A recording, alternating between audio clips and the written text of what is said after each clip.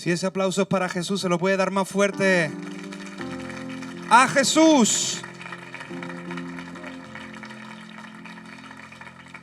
No sé si usted recuerda una canción antigua que decía: tu fidelidad es grande, tu fidelidad incomparable es. Nadie como tú, bendito Dios, grande es tu fidelidad. Otra vez, dígalo. Tu fidelidad es grande, tu fidelidad incomparable es. Nadie hay como tú, bendito Dios, grande es tu fidelidad.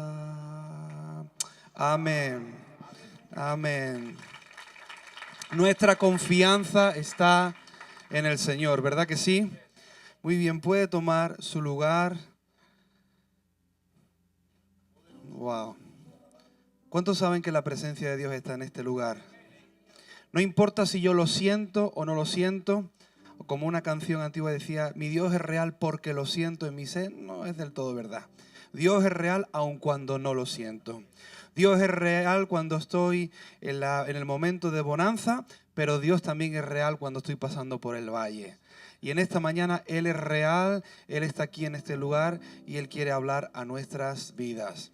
Por eso me siento muy privilegiado, muy honrado por los días que hemos pasado con los jóvenes, también muy honrado por haber compartido también pues el púlpito con otros siervos de Dios que han sido impresionantes como Dios los ha usado, también a los pastores de jóvenes por su confianza y también a los pastores de la casa por la honra de estar aquí. Yo creo en un Dios que hace milagros. ¿Hay alguien que lo pueda creer en esta mañana?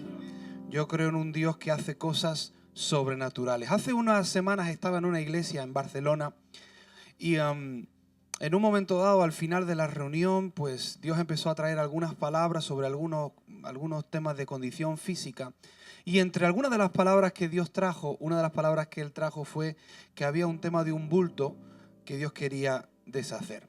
Así que oramos, lanzamos las palabras, acabó el culto.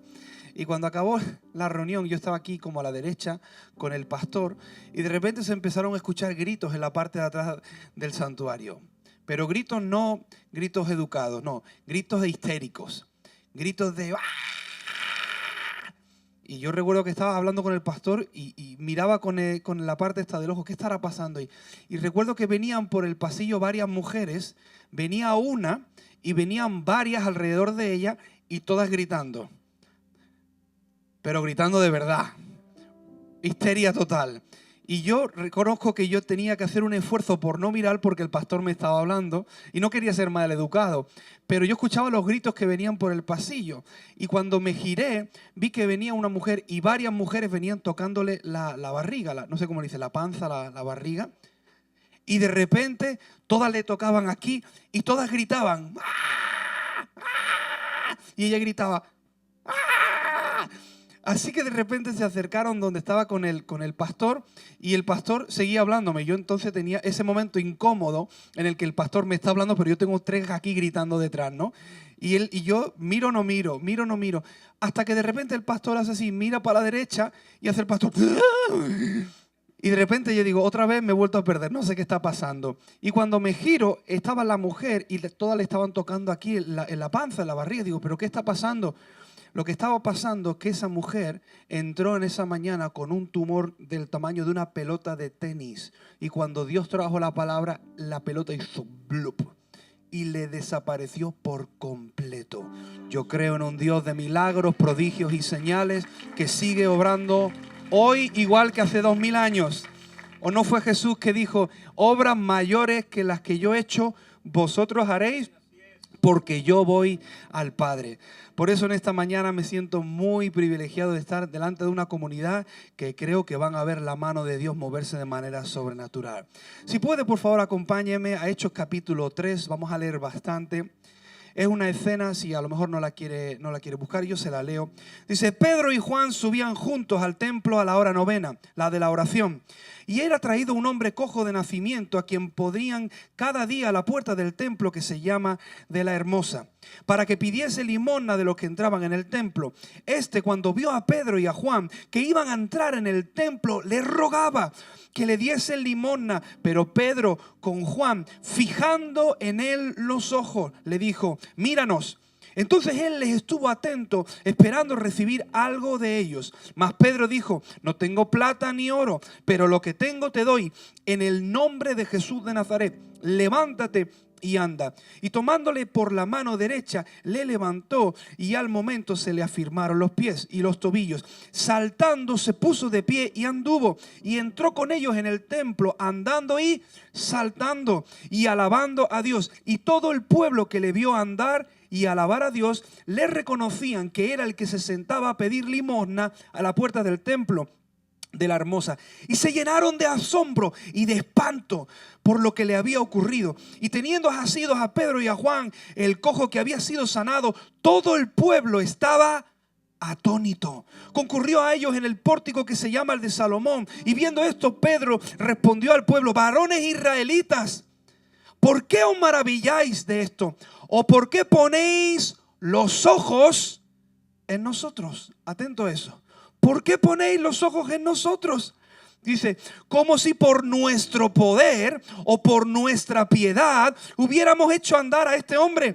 El Dios de Abraham, de Isaac y de Jacob, el Dios de nuestros padres, ha glorificado a su Hijo Jesús.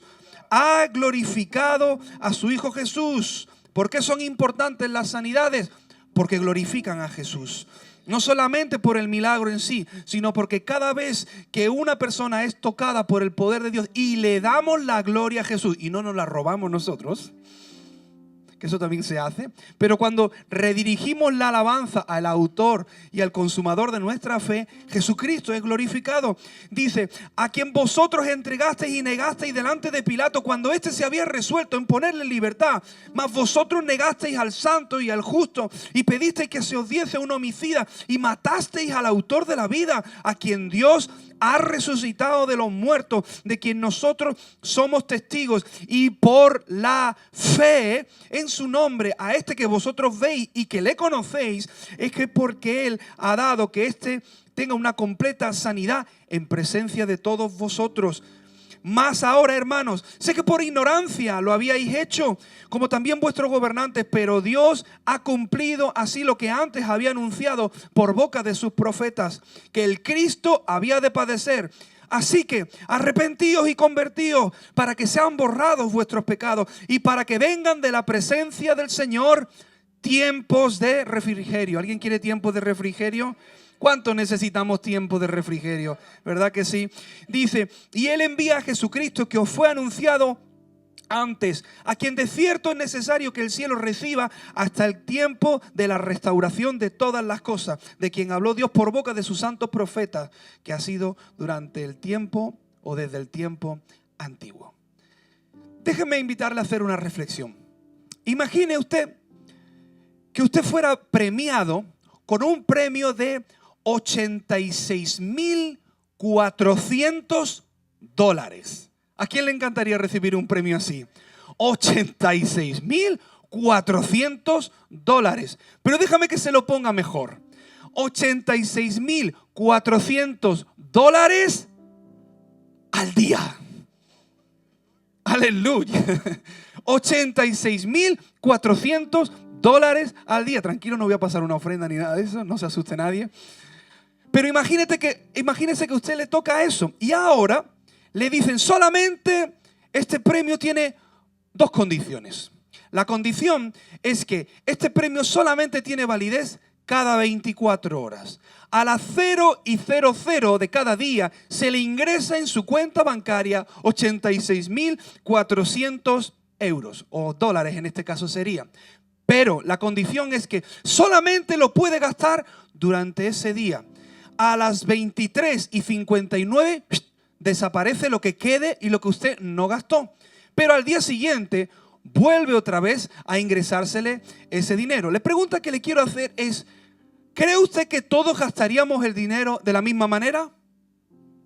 Muy bien, cada persona aquí probablemente tendría algunas cosas en las que lo invertiría. Ahora, la pregunta que yo le quiero hacer es, ¿de qué depende en qué invertiríamos el dinero? Probablemente invertiríamos ese dinero en las cosas que consideramos importantes, ¿verdad que sí? O sea, lo que nosotros hacemos con lo que poseemos demuestra el valor que le damos a las cosas.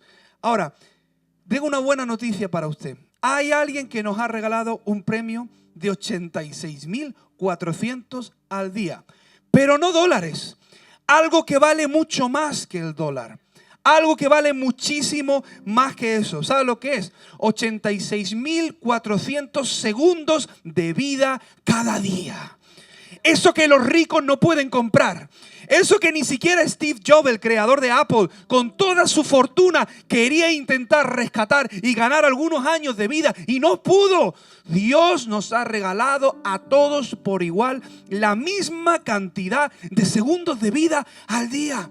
Pero ¿sabe lo que ocurre? Que depende de nosotros en qué vamos a invertir cada uno de esos segundos. Depende de nuestra mentalidad en qué vamos a invertir cada uno de nuestros segundos de vida. Hay alguien que dijo esto, no es una frase mía, que dijo, la intensidad con la que buscamos algo demuestra el valor que le damos. Lo voy a volver a repetir. La intensidad con la que buscamos algo demuestra el valor que le damos. Y la palabra de Dios dice que tal como el hombre piensa, así el tal cual es. Lo dice en Proverbios 23:7. Ahora, fíjese por un segundo. Jesús tuvo una tarea principal cuando estuvo con sus discípulos.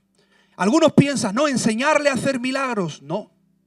Enseñarle a sanar a la gente, a liberar a los endemoniados. No, porque eso ocurrió rápido y fácil. Simplemente les dio poder y les dio autoridad y ellos empezaron a hacerlo y le ocurrían los milagros. De hecho, era tan sobrenatural que los mismos discípulos se acercaban a Jesús y le decían, ¡wow, maestro! En tu nombre se nos sujetan los demonios. ¡Wow! Y Jesús les tuvo que decir, tranquilos. Tranquilos, lo importante es que vuestros nombres están escritos en el libro de la vida. Y Jesús los tenía que discipular, los tenía que regular. Pero ¿sabe usted que hay una tarea que fue la más importante que Jesús tuvo que hacer los 3 años que pasó con sus discípulos? Pero déjeme decirle que es también la tarea más importante que Jesús tiene que hacer con usted y conmigo cada uno de los segundos de vida que estamos aquí. La tarea que el Espíritu Santo hace, la tarea que Dios quiere hacer a través de las Escrituras con la ayuda del Espíritu Santo es algo, lo voy a decir en términos de informática, es algo así como desinstalar de nuestra mente una mente carnal, natural de este tiempo, de lo visible.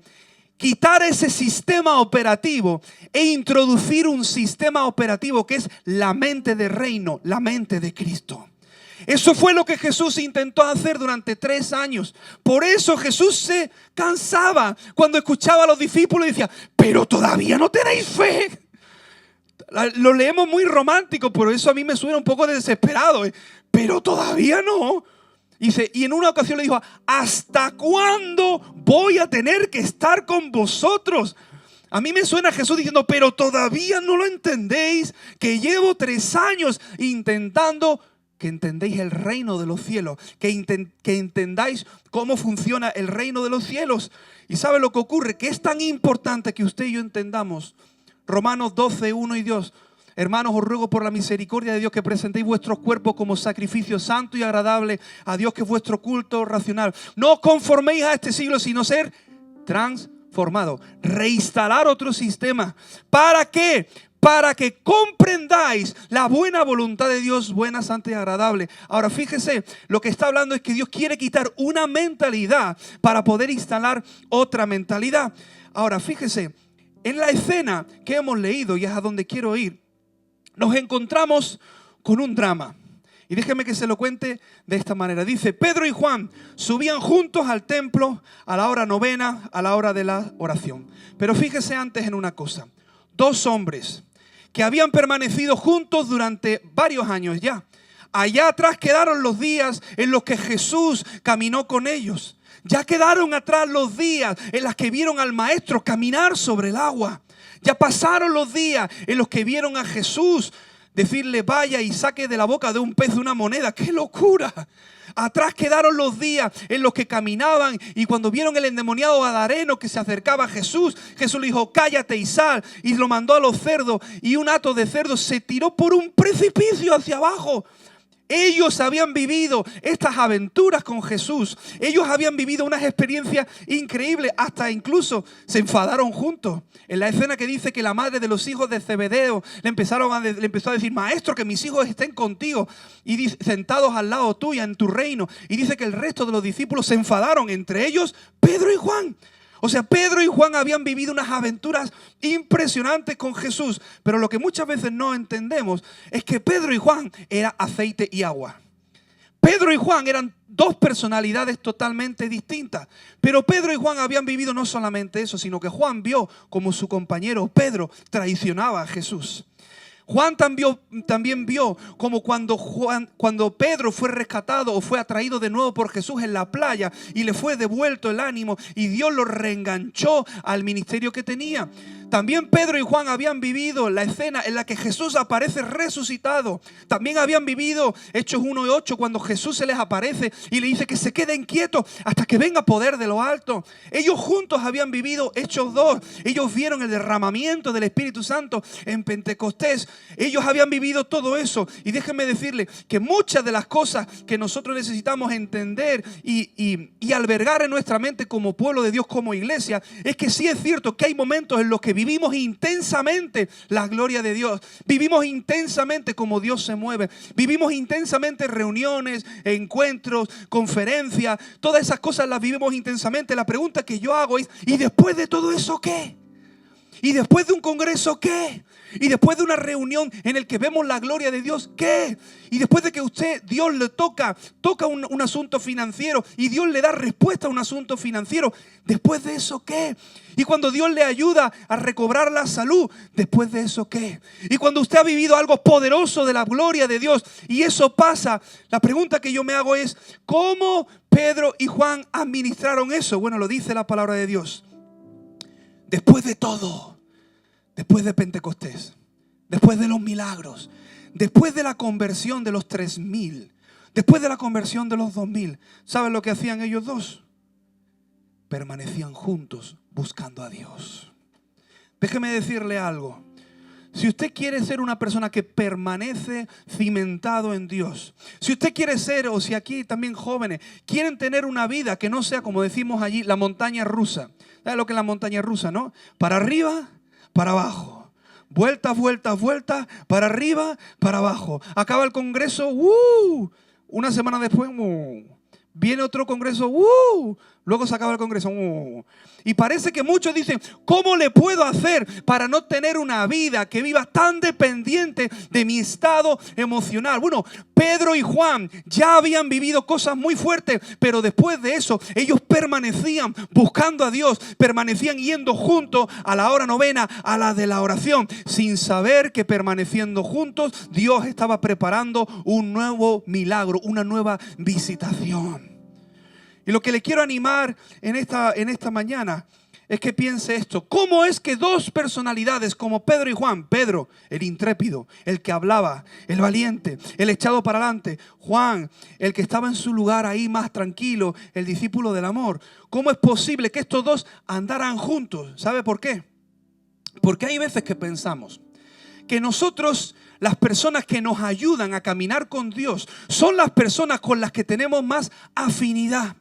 Pensamos que las personas que nos ayudan es que si a mí me gusta este deporte, voy a estar con un cristiano que le guste este deporte porque eso me va a ayudar. Si a mí me gusta la alabanza, voy a estar con gente que le gusta la alabanza porque eso me va a ayudar. Déjeme decirle que hay veces que eso no es así. Lo que ayudó a estos hombres que eran totalmente diferentes es que ellos seguían con hambre, con pasión, por avivamiento y por ver a Dios manifestarse. Por eso déjeme darle el primer consejo en esta mañana. Asóciese con personas que busquen a Dios apasionadamente. Asóciese con personas que ponen a Dios en primero, que le buscan a Él primero y ponen las demás cosas en segundo lugar. Acérquese a personas que están apasionadas por la presencia de Dios. Acérquese a personas que le inspiran a su fe, no que le matan la fe. Porque una relación buena, ¿sabe lo que puede hacer? Insuflar fe sobre su vida. Y no solamente eso, sino que las buenas relaciones a usted le prepara para vivir cosas sobrenaturales que a lo mejor usted por sí solo no iba a vivir. En aquel día, estos dos hombres estaban caminando, yendo a la hora novena. Probablemente estarían hablando de Pentecostés, no sé, no lo dice la Biblia, lo presupongo. Quizá estaban hablando de wow, cuando cayó el Espíritu Santo en Pentecostés, qué locura lo que vivimos. Wow, cuando vino su gloria, cuando nos tocó, cuando se desató su gloria. Wow, qué locura lo que vivimos. No sé lo que estos dos venían hablando, pero ¿sabe lo que ocurre? Que ellos estaban viviendo conectados al propósito de Dios. Y ese es el primer punto del que le quiero incidir. Busque personas y esté con personas que desafían y animan su fe. Pero la segunda parte que le quiero comentar es la siguiente. Ellos probablemente estaban viviendo un buen momento. Ellos probablemente estaban contentos por lo que Dios había hecho. Incluso, podríamos decir, acababan de salir de unos días de conferencia de cosas que Dios había hecho, si lo trajéramos a nuestro tiempo. Pero ¿sabe lo que ocurre? Que en medio de su alegría, en medio de su momento de sentir la gloria y la presencia de Dios, en medio de quizá estar hablando de cómo Dios había hecho cosas muy sobrenaturales, en ese mismo escenario había un hombre que estaba viviendo un día malo. Ellos estaban viviendo alegría, ellos estaban viviendo gozo, ellos estaban siendo bendecidos. Pero en aquel lugar, aunque ellos estaban en bendición, había un hombre que estaba viviendo una tragedia. Dice la palabra, dice que era un hombre cojo de nacimiento. No fue un hombre que se rompió el pie. No fue un hombre que le entró una enfermedad. No fue un hombre que tuvo un accidente y se quedó paralítico por un accidente. No es un hombre, no. Es un hombre que dice que desde que nació nunca se pudo poner de pie. Dígame usted si eso no es vivir un día malo. Dígame usted si eso no es vivir una vida difícil. Dice, a quien le ponían cada día a la puerta para que pidiese limosna. Dice que cuando vio a Pedro y Juan, ¿le rogaba qué? Le rogaba dinero. Ahora piense por un momento en esto. Estamos hablando de un hombre que estaba viviendo su día malo, su vida mala. Era un hombre cuyo cuerpo era su propia prisión. Su propio cuerpo era su propia cárcel. Había nacido en un cuerpo que no le permitía vivir una vida como los demás. Eso es pasarlo mal. Eso solamente lo pueden entender personas que han luchado toda la vida con una enfermedad que les impide desde que nacieron. Pero no dice que solamente era su prisión. Dice que todos los días le tenían que llevar a ese lugar a pedir. No importa si él tenía deseo de estar con otras personas. No importa si él tenía ganas de ir a tomar, no sé qué habría en la época, un té, un café, una infusión con otros. No podía. No importa el deseo que tuviera de tener comunión y pasar tiempo con los demás. No podía, porque tenía un impedimento que le impedía, vaga redundancia, hacer lo que quería. Y dice que él tenía que ser traído por otras personas y puesto ahí. ¿Sabe lo que significa eso? Que vivía una vida de dependencia de otras personas. Su cuerpo, su cárcel. No podía vivir como quería. Y además vivía totalmente dependiente. Una vida de monotonía. Monotonía en la esclavitud. Monotonía en no poder estar con los demás. Monotonía en estar solo. Monotonía probablemente en un círculo de soledad. ¿Cuántos saben que puede incluso la soledad ser más dolorosa que una enfermedad física? Puede ser, dicen que es incluso algo de las cosas más dolorosas que las personas mayores sienten cuando llegan a cierta edad, el sentimiento de soledad. Algunos estudiosos de la Biblia piensan que la enfermedad que tenía este hombre era una malformación en sus tobillos de nacimiento, que le hacía incapaz de caminar. Y déjame decirle que en este contexto eso era una humillación. Para muchos era un juicio, un castigo de Dios lo que este hombre estaba viviendo. Así que este hombre estaba viviendo un día malo. Y al lado de él, personas que estaban viviendo días buenos. ¿Y ahora qué hacemos? La pregunta que yo le hago. Hagámonos preguntas duras. ¿Cuán conscientes estamos nosotros de la necesidad que nos rodea? Porque Juan y Pedro estaban en su momento de avivamiento, en su momento de alegría, en su momento después de haber recibido el Espíritu Santo. Ellos estaban llenos, alegres, pletóricos, pero al lado de ellos había una persona que estaba en un día malo, que estaba viviendo su propio drama. ¿Y saben lo que ocurre? Que sus ojos no lo veían. Ellos solamente pasaban como cada día por aquel lugar. Lo bueno es que se preparaba un día donde Dios dijo basta. Se preparaba un día donde Dios veía la necesidad de una persona y estaba preparando un milagro para tocar la vida de esa persona. Yo no sé si hay alguien aquí en esta mañana que cree que Dios está a punto de decir un basta en su vida, pero yo creo que hay personas en este lugar que están a punto de escuchar el basta del cielo y recibir un milagro de parte de Dios. Están a punto de ver la mano de Dios intervenir en su situación. Y este hombre dice que como cada día estaba ahí una persona que estaba agonizando. Pero dice que Juan y Pedro en aquel día hicieron algo que no habían hecho. Y eso es lo que yo le quiero desafiar a hacer. Dice que en aquel día Pedro y Juan no solamente pasan, sino que fijan en él sus ojos. Y eso lo cambia todo. Querido hermano, querida hermana, querido amigo, muchas veces somos abducidos de la realidad porque miramos pero no miramos. No sé si puedes venir. Sí. Ponte aquí. Ahí, sentado. Sit down, please. Ellos cada día pasaban por aquel lugar y ahí había un hombre que estaba viviendo un drama. ¿Y sabes ellos cómo probablemente pasaban cada día? ¡Wow! Dios es impresionante. Dios está haciendo unas cosas. Porque cuando pasó en Pentecostés, wow, cuando vimos su gloria, su presencia, al día siguiente, sí, pero escúchame, ¿te acuerdas cuando el maestro sanó a un enfermo? Sanó a un enfermo. Y digo, qué gloria, que el Señor de los milagros, cómo es Dios, cómo Él obra. Y al día siguiente, ¿te acuerdas cuando cayó y descendió el Espíritu Santo en Pentecostés? Wow, cómo lo sentimos, wow, lo que ocurrió en aquel lugar. Y ellos viviendo su gloria, mientras al lado había una persona con su drama y con su día malo. Pero en aquel día dice que ocurrió una cosa que lo cambió todo. En aquel día ellos pasaban por el mismo lugar donde iban cada día a la oración. ¿Te puedes imaginar esto? Yendo a la oración con un necesitado de por medio, pero no lo miraban. Pero en aquel día dice que ellos se paran y que ponen su mirada en él. Déjeme que se lo lea. Dice que en aquel día Pedro y Juan, fijando en él los ojos, ¿sabe lo que le dijeron? Míranos. En aquel día había unción y fe para un milagro. Cuando hay unción y hay fe, cualquier cosa puede ocurrir.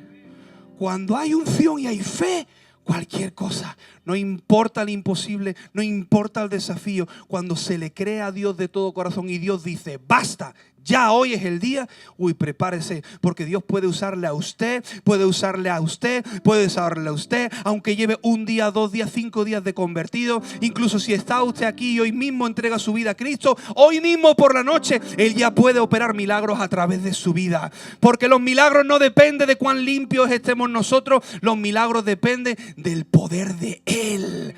Para que la gloria sea para Él. No es nuestra virtud, no es nuestra piedad, es Cristo en nosotros, nuestra esperanza de gloria. ¿Alguien celebre eso? Cristo en nosotros, nuestra esperanza de gloria. Pero dice que cuando lo miraron, el hombre quedó atento, y aquí viene la clave, esperando recibir algo de ellos. Esperando recibir algo. ¿A alguien le suena de qué es la certeza de lo que se espera, la convicción de lo que no se ve? ¿Eso qué es? La fe. El hombre tenía fe. Ahora podríamos decir, bueno, pero era una fe para recibir dinero. Usted sabe que Dios es especialista en reinterpretar nuestra fe. Gracias a Dios. Gracias a Dios, que Dios no espera que nuestra fe sea pura, inmaculada, perfecta para obrar, sino que cuando ve un corazón que le cree, Dios se mueve a misericordia. Y dice que cuando ve el hombre tenía fe para recibir dinero, pero tenía fe para recibir algo. Y dice que él les estuvo atento. Dice, más Pedro le dijo, mira, tengo una mala y una buena noticia. Tú me estás pidiendo dinero, pero no tengo dinero. Y yo me imagino que el cojo lo miraría diciendo, entonces, ¿para qué hablas? No, o sea, yo estoy aquí pidiendo dinero. Te me acerca y me dice, hola, ¿pidiendo dinero? Sí, pues no tengo dinero. Yo me imagino que el cojo diga, a que te tiro el cuenco de las monedas en la cabeza. O sea, te estoy pidiendo dinero, entonces, ¿para qué vienes aquí? Dice, pero de lo que tengo te doy. En el nombre de Jesús, levántate y anda. Dice, y tomándole por la mano derecha. Muchas veces pensamos que el hombre de repente se puso de pie. Dice, no. Tomándole por la mano derecha, aquí, no, él no se puso de pie. No dice, tomándole por la mano derecha, él se puso en pie. No, dice, tomándole por la mano derecha, le levantó de un tirón. Eso es fe. Eso es fe. Eso es fe. Eso es fe. Ay, pero ¿y si hubiera tirado de la mano y el hombre no se levanta? ¡Ay! Claro. ¿Sabe? Lo que pasa es que la fe es para las personas que dan pasos de fe. Los milagros no son para la gente perfecta, son para la gente que se fía de Dios de todo su corazón y no se apoya en su propia prudencia. Los milagros acontecen no con gente que está todo perfecto. Es simplemente que dice, Dios, tú dices que sí, yo digo que sí, lo hago. Dice que tiró y al momento se le afirmaron los pies. ¿Cuándo se le afirmaron los pies? No dice antes. No dice, Señor, afírmale los pies. ¿Ya están afirmados? Ahora póngase usted en pie. No. Le agarraron de las manos y tiraron para arriba. Y cuando tiraron, dice que en ese momento los pies se le afirmaron. Y no solamente los tobillos, sino que saltando. Se puso a saltar. Lo que no había hecho, dicen los estudiosos que piensan que tenía más de 40 años porque podía entrar en el templo. 40 años ahí. Y el hombre, en el momento en el que ve que sus pies se afirman, se puso a saltar. A saltar. A saltar. A saltar. A saltar. Gracias. Thank you, bro. Y anduvo. En aquel día el cielo dijo, basta. En aquel día Dios dijo, basta. ¿Y sabe usted lo que Dios está buscando? Está buscando una iglesia, una familia que mira, pero que mira como Cristo mira. Está buscando una casa que diga, no voy a mirar para otro lado cuando vea la necesidad. No voy a mirar para otro lado cuando vea a una persona que lo está pasando mal. A lo mejor el milagro que Dios quiere operar a través de su vida no es una sanidad. Yo creo que sí, pero puede ser otra cosa. Es decirle a una persona, oiga, usted, ¿cómo se encuentra? Mal. ¿Me deja usted que ore por usted? ¿Me deja que ore por algo? No, yo no creo en Dios, pero yo sí. Yo sí. Y yo creo que un Dios que puede hacer milagros. Déjeme que le cuente un testimonio muy rápido. Hace unos meses llegó una persona a nuestra congregación. Una chica que cuando usted la veía, usted veía un chico. Y era una persona que se prostituía con mujeres. Era una mujer que se prostituía con mujeres. Y ella tenía una apariencia masculina. Y llegó a la reunión y venía y se sentaba en la última fila. Y se sentaba solamente unos minutos. Se sentaba y empezaba a incomodarse. Y se levantaba y se iba. Y yo decía, digo, wow. Pero al día siguiente, a la reunión siguiente volvía. Se sentaba, aguantaba unos minutos, se ponía incómoda y se iba. Y yo recuerdo que yo le estaba diciendo a Dios, Dios, ¿pero por qué viene? ¿Para qué viene? No sé, o sea, yo creo que todo esto le tiene que estar a ella la cabeza. ¿Pero por qué viene? Y además, viene y no aguanta. Aguanta 2 minutos, está súper incómoda y se va. No sé, Dios mío, hasta que un buen día, de estas cosas que Dios hace, ¿no?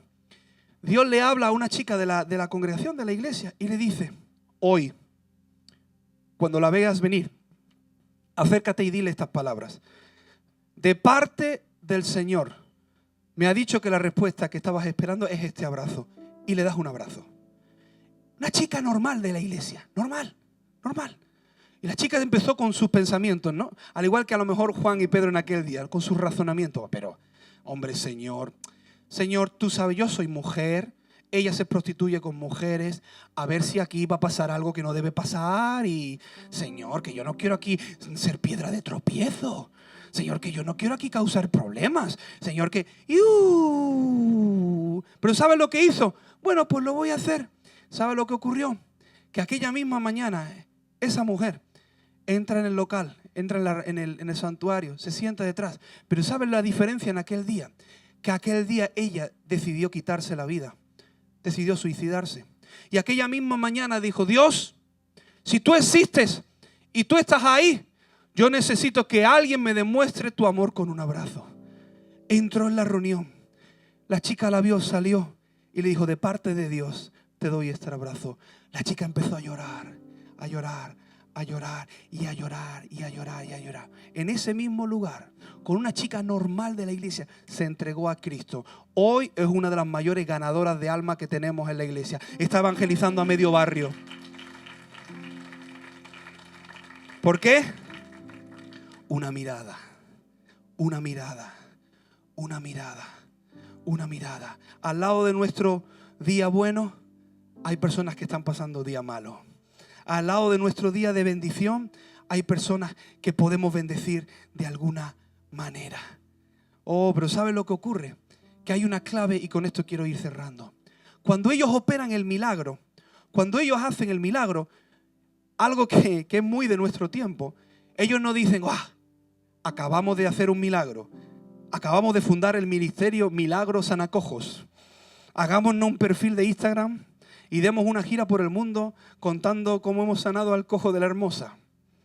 Cosa que se hace hoy en día, que parece que Dios no puede sanar a alguien sin que ya vayamos corriendo a autopromocionarnos con la sanidad de una persona, usando lo de Dios para beneficio personal. Pero ¿sabe lo que ocurre? Que en este día ellos usan una palabra clave. Cuando la gente se alborota, cuando la gente viene a hablar con ellos y se preguntan qué ha pasado, ellos lo tienen claro. Dice: ¿cómo es que operó ese milagro? La unción. Es que tenían una unción muy fuerte. Es que tenían una gloria muy fuerte. Es que es como ellos que tienen un ministerio porque es Pedro y Juan. Claro, porque era Pedro y Juan. Déjeme que le lea y con esto cierro. Dice: cuando vieron esto, el pueblo se amontonó y ellos le dijo: varones israelitas, iglesia, dice, ¿por qué os maravilláis de esto? Y yo le diría a Pedro y a Juan: ¿cómo no nos vamos a maravillar si se acaba de sanar un cojo? Esta persona estaba en su día malo y tú acabas de operar un milagro. Juan, Pedro, madre mía, os vamos a hacer aquí superintendentes de una. Pero sin embargo, ellos cuando miran esto dicen: ¿por qué ponéis los ojos? Por favor, diga conmigo: poner los ojos. Ellos pusieron los ojos en un cojo y la gente puso los ojos en ellos. Ese es uno de nuestros mayores problemas como cristianos. Constantemente ponemos el ojo en el hombre. Constantemente ponemos el ojo en la persona en vez de poner los ojos en Cristo Jesús. Constantemente, apenas Dios levanta un ministerio, apenas Dios levanta un siervo, todo el mundo pone ¡wow! Y decimos: ¡wow! ¡Qué hombre tan grande de Dios! Y parece que el hombre grande y Dios. Y hay un pastor que aprendí mucho de él, que él decía: cuando Dios me bendice de sobremanera, cuando Dios me usa y ocurren milagros, maravillas, cuando Dios me usa de una manera muy fuerte, ¿sabe lo que ocurre? Que nada más que salgo del púlpito, el Espíritu Santo me habla y me dice: Costa, sí señor. ¿Qué significa tu nombre? Mi nombre significa... ¿dónde naciste? Yo nací en Rambla. ¿Y qué significa Rambla? Rambla significa polvo, desierto. Vale, solamente te recuerdo lo que tú eres: polvo. Y cuando Dios algún ministerio me introduce, aquí tenemos el hombre que Dios ha levantado, el hombre que Dios está usando con prodigios, señales, maravillas, lo que sea. Dice que él se pone delante y siempre decía: hermano, usted me ama mucho, pero permítame que le corrija. Yo no soy un gran hombre de Dios, yo soy un hombre de un Dios muy grande. Yo soy un hombre que sirve a un Dios que hace maravillas, un Dios que hace milagros, un Dios de todo poder, cuya gloria es suya. Nosotros somos apenas vasijas de barro, vasijas de barro. Y nuestro desafío es manchar cuanto menos posible la gloria de Dios cuando pase a través de nuestras vidas. Pero ellos dicen, ¿por qué nos miráis? ¿Por qué estáis observándonos a nosotros como si fuera nuestro poder? Les estaba diciendo que no es nuestro poder, que no es nuestra piedad, que no es nuestra virtud, que no es ni siquiera mi unción. Entonces, ¿cuál es? Por favor, Pedro, Juan. Entonces, ¿cómo ha ocurrido este milagro? Y cómo Dios quiere operar a través de esta iglesia, a través de esta familia. Lo dice, el Dios de Abraham, de Isaac y Jacob, ha glorificado a Jesús. Dice, a quien vosotros, y le empieza a describir lo que habían hecho. Dice, por la fe que Él le ha dado a esta completa sanidad. Aquí dice, a este que vosotros veis y conocéis, le ha confirmado su nombre. ¿El nombre de quién? El nombre de Jesucristo. Dice, y por la fe en ese nombre es que este hombre ha recibido un milagro. Es la fe en Jesucristo la que opera los milagros. Es la fe en la obra de la cruz la que opera los milagros. Es la fe en que Jesús pagó por nuestra sanidad, pagó por nuestra libertad, pagó por nuestra sanidad, pagó por nuestra vida saludable. Lo pagó Cristo. No tenemos nada de que gloriarnos porque está pagado. Eso es como si usted entra en un restaurante y alguien le paga y entro yo después y le digo, bueno, le han pagado, he sido yo. Y me atribuyo yo como si yo hubiera pagado. En una ocasión le dijeron un ministro a su mujer, Dios lo usó en un evento muy grande. Y el hombre le dijo a su mujer después del servicio, ya viste con el hombre con el que te casaste, ¿verdad? Cómo Dios me usa, cómo Dios se ha movido en esta noche. El poder de Dios ha estado en este lugar. ¿Qué hombre es con el que te has casado, verdad que sí? Y dice que la mujer, terrible, terrible. No provoques a una mujer, nunca. Terrible, dice que ella se le acerca y dice, ya. Los ya de la mujer, ya. Dice, ¿me puedes hacer un favor? Dice, ¿me enseñan las manos? Dice, ¿las manos? Sí, dame las manos. Le da las manos y dice, vale, cierto. No, es que sigo sin ver aquí los clavos de haber muerto en la cruz por nuestros pecados y haber pagado por nuestras enfermedades. Solamente te recuerdo que tú eres un siervo. Y el que pagó por nuestra libertad, si un milagro acontece, es Cristo Jesús. Alguien que alabe el nombre del Señor Jesús. Le invito a ponerse de pie.